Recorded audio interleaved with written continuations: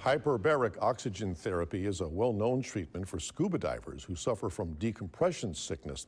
However, very few medical professionals have used this therapy to treat other conditions, stating insufficient evidence that the therapy works.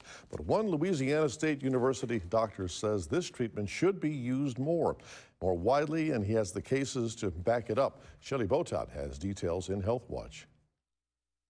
One doctor is using an unconventional therapy to help kids with devastating injuries. Robert Boytim was a happy, active kid full of life, but that all changed when he fell into a pond in his yard and nearly drowned. He was recovered from the pond by his sister.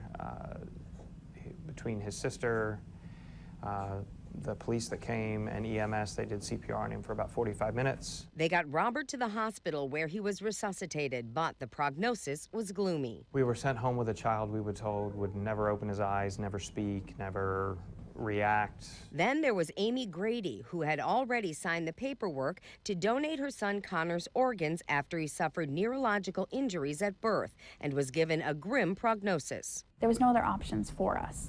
We went home with a baby who was going to die. Both families were getting ready for the worst outcome, but then they found Dr. Paul Harch, who specializes in hyperbaric oxygen therapy, or HBOT, which uses pure oxygen to promote healing. The injury process usually involves reduction in blood flow and oxygen. The increase of oxygen during therapy helps carry that oxygen throughout the body, stimulating the release of growth factors. When Robert got to Dr. Harch, his body was bent completely backwards, and his rear end was within 8 inches of the back of his head. 2 days after his first treatment, his bend was gone. Now, further into his treatments, he's eating, moving his arms and legs, and laughing. After Connor's first treatment, he was kicking, playing on his mat. It honestly changes so much for me and Hope and his potential outcome for his future life now.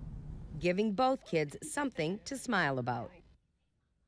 Both families had to wait months to get this treatment because their original hospitals did not offer it. In Robert's case, his hospital did have hyperbaric oxygen therapy, but refused to offer it due to protocol. And that's your Health Watch. I'm Shelley Botat, Local 5 News.